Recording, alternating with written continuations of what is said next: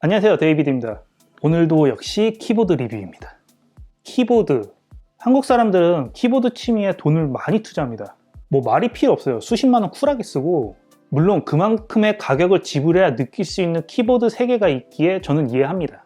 개인 취향이나 목적에 맞춰서 키보드를 여러 개 바꿔 쓰는 사람들도 있는데, 이런 키보드 매니아들이 관심을 가질 만한 제품, 커세어 K100 에어를 준비했습니다.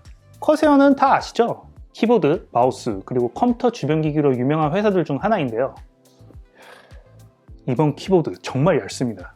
왜냐하면 체리 MX 울트라 로우 프로파일 스위치를 사용한 제품이거든요. 이렇게 얇으면서 기계식 키보드를 경험할 수 있어서 제가 사용했을 때 놀라면서도 굉장히 묘한 느낌을 받은 키보드였습니다. 구성품부터 보여드릴게요. 상자를 열면 키보드와 투명 플라스틱 덮개가 있는데요. 아무래도 40만원짜리 고가 제품에 먼지 쌓이지 않게 고려한 것 같네요. 그리고 매뉴얼 2개와 USB-C 케이블이 전부입니다. 앞쪽 두께는 11mm, 그리고 뒤쪽 가장 두꺼운 부분이 17mm인데요. 미친 듯이 얇은 키보드로 유명한 애플 무선 키보드를 옆에 놔도 아주 조금 높아요. 일반 기계식 키보드보다는 압도적으로 슬림합니다. 키보드 겉은 블랙 알루미늄 바디로 고급스럽고 깔끔해 보였어요. 전체적으로 보면 풀배열 키에 기능키 몇 개를 추가적으로 배치했습니다. 오른쪽 상단에는 휠과 재생 버튼 및 음소거 버튼이 있고, 왼쪽 상단에는 윈도우 사용자 전환, RGB 백라이트, 그리고 PC 잠금 상태의 버튼이 배치되어 있어요. 이런 버튼들은 다른 키보다 약간 작고 높이가 낮아서 타이핑 시 실수로 눌러지지 않게 설계되어 있습니다. 가운데는 고급스러운 로고와 배터리, 캡슐락, 그리고 무선 상태 등이 표시됩니다. 상단에는 USB-C 포트, 슬림 스트림 리시버 수납 공간, 그리고 전원 버튼이 있고요. 이제 뒷면을 보여드릴 건데요. 뒷면도 정말 예뻐요. 바닥에 패턴 무늬를 넣어서 잘 보이지도 않는 뒷면까지 신경을 많이 썼네요. 키보드 본체 무게가 크기에 비해 좀 가벼운 편인데, 안정감을 위해 바닥 하단에 긴 고무 받침대로 밀림 방지 처리를 해 사용하는 도중 키보드가 움직이거나 밀릴 일도 없고, 너무 슬림한 디자인 때문에 경사가 없어 좀 불편하다면 바닥 양쪽 위에 배치된 2단 접이식 스탠드를 펴서 높이를 조절할 수 있습니다. 하지만 제가 사용해보고 느낀 건데, 키보드가 슬림해서 접이식 스탠드를 굳이 쓸 사람이 있나 하는 생각도 들더라고요. 그냥 사용해도 아무 문제 없이 편하게 사용했습니다. 다음은 스위치.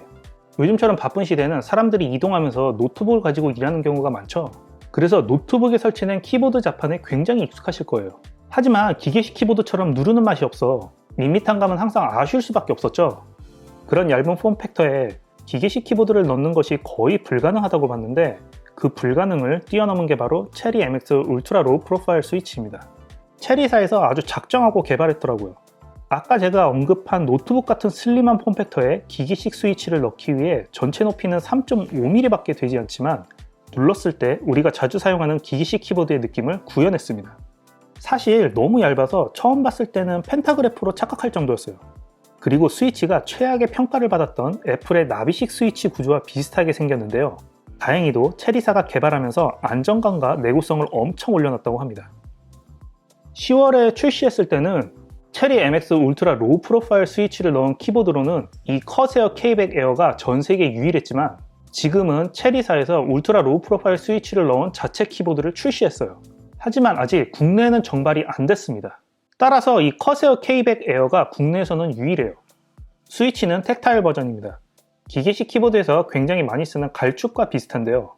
계속 눌러보면 느낌에 집중된 스위치인데, 개인적으로는 30% 청축 그리고 70% 갈축 느낌을 섞은 것 같아요.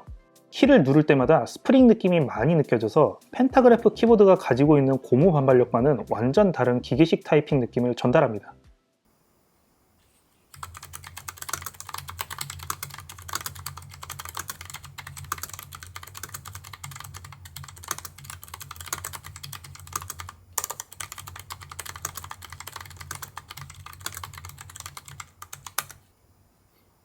타이핑을 해보면 어느 정도 작은 소음은 있습니다. 일반 오피스에서 사용하는 데는 문제 없을 것 같은데, 조용한 곳에서는 사람들 눈치를 볼 정도의 소음이에요. 그리고 키압이 65인데 의외로 높죠. 100축 같은 가벼운 키압을 좋아하는 저로서는 걱정 많이 했어요. 생각보다 타이핑할 때 크게 문제가 되지 않았습니다. 이 독특한 누르는 느낌 때문에 굉장히 잘 가지고 놀았는데, 3-4시간 정도 이어서 타이핑할 때는 손가락에 좀 피로감이 느껴지더라고요. 역시 키압이 높으면 장시간 연속 타이핑할 때 살짝 부담이 있습니다. 키캡도 엄청 얇아요. 제가 가진 게이밍 노트북 키캡하고 비교했을 때 거의 차이가 안 나더라고요. ABS 키캡이면 높이는 똑같고 키 사이가 약간씩 떨어져 있어 빠른 타이핑 시 키를 여러 개 누를 일도 없고 오탄할 일도 거의 없습니다. 맥 유저라서 애플 키보드를 많이 사용해 보시거나 펜타그래프 키보드를 메인으로 사용하시는 분들은 아주 쉽게 적응하실 거예요. 커세어 K100 에어를 제대로 사용하시려면 공식 홈페이지 접속하셔서 IQ라는 프로그램을 다운받으셔야 됩니다. 매크로, RGB 설정, 그리고 프로필을 만들어서 설정을 따로 관리할 수 있는데 이뿐만 아니라 커세어의 다른 키보드나 마우스, 헤드셋 같은 주변 기기를 관리할 수 있으니 꼭 설치하는 것을 추천합니다. 지금은 지속적으로 업데이트되어서 안정성도 좋고 윈도우와 맥을 다 지원하고 있습니다. USB-C 포트를 통한 유선 연결, 그리고 무선은 저지연 블루투스 4.2와 커세어 2.4GHz 슬립스트림, 이렇게 세 종류의 연결 방식이 있는데요. 블루투스는 다른 키보드들과 동일하게 세대 연결 가능하고 이 커세어 슬립스트림, 이 리시버가 저는 상당히 마음에 들었습니다. 일반적인 리시버는 USB 3.0에 꽂으면 간섭 현상이 간혹 있었는데 슬립스트림은 USB 2.0이든 3.0이든 끊김없이 안정적이었어요. 또 무선 연결은 AES 128비트 암호화로 실시간으로 보호되고요. 유선 연결은 게임하시는 분들에겐 꼭 필수. IQ로 연결하면 폴링 레이트를 4000 또는 8000Hz까지 설정이 가능한데요. 보통 게이밍 키보드 폴링 레이트가 1000에서 2000 정도인 것과 비교하면 정말 대단한 거죠. 얼마나 좋을까 궁금해서 테스트를 해봤습니다. 사실 리듬 게임이 테스트해보기 좋지만 워낙 싫어하는 게임이라 격투 게임으로 대신해봤는데 동시 입력도 무한이다 보니 기술을 사용할 때 편했고 아주 가끔 키보드 반응이 빨라서인지 몰라도 평상시에는 생각지도 못한 반격을 할 수 있었어요. 여러가지 게임을 오래 플레이하면서 느꼈는데 사무용보다는 게이밍에 좀 더 적합한 것 같아요. IQ와 연결해서 키 명령을 설정할 수 있습니다. 여러 개의 키 설정 종류가 있지만 가장 자주 쓰이는 매크로 설정만 언급할게요. 저는 하드웨어 키 명령을 통해 매크로를 설정하는 것을 추천하는데요. 이유는 그냥 키 명령에서 설정한 매크로는 IQ 소프트웨어를 종료하면 설정한 매크로는 사용할 수 없습니다. 하지만 하드웨어 키 명령을 통해 매크로를 설정하면 프로필을 키보드 안에 있는 8MB 온보드에 저장해서 IQ 소프트웨어 실행 여부 상관없이 저장한 매크로를 사용할 수 있습니다. 프로필은 최대 50개까지 저장할 수 있어요. IQ 소프트웨어가 없으면 매크로 설정을 못하나? 그건 아니에요. 자체에 엑손 하이퍼 프로세싱 기술이 있어서 IQ 없이 키보드만으로도 매크로 설정이 가능합니다. 사용 방법은 매우 심플해요. 잠금 버튼을 2초 동안 누르고 있다가 원하는 키 입력합니다. 저는 예를 보여드리기 위해 ASDF를 누를게요. 다시 한번 잠금 버튼을 눌러서 종료 후 원하는 할당키만 누르면 됩니다. 할당키는 펑션 플러스 P로 설정했어요. MS 워드에서 펑션 플러스 P를 누르면 이렇게 방금 저장한 매크로가 작동해 ASDF를 타이핑하죠. 펑션키 조합으로 저장할 수 있어서 일반 키를 조작할 때 겹칠 일도 없습니다. RGB 자체는 다른 키보드들처럼 화려하지 않고 키캡에만 효과가 보여 깔끔한 느낌인데요. 강렬한 빛보다는 은은한 빛을 좋아하시는 분들이 선호할 것 같습니다. IQ를 이용하면 원하는 대로 RGB 설정이 가능한데 전체 불빛이 아닌 원하는 부분만 RGB가 켜지게 할 수 있습니다. 예를 들어 WASD나 방향키만 불빛을 나오게 할 수 있고 원하는 부분만 드래그하거나 선택해서 RGB 효과를 넣어줄 수 있어요. RGB 설정이 참 재밌더라고요. 조명 효과보다는 하드웨어 조명에서 설정하시면 앞에 매크로 설정했을 때와 동일하게 IQ 소프트웨어 실행 여부 상관없이 설정한 RGB 효과를 감상할 수 있습니다.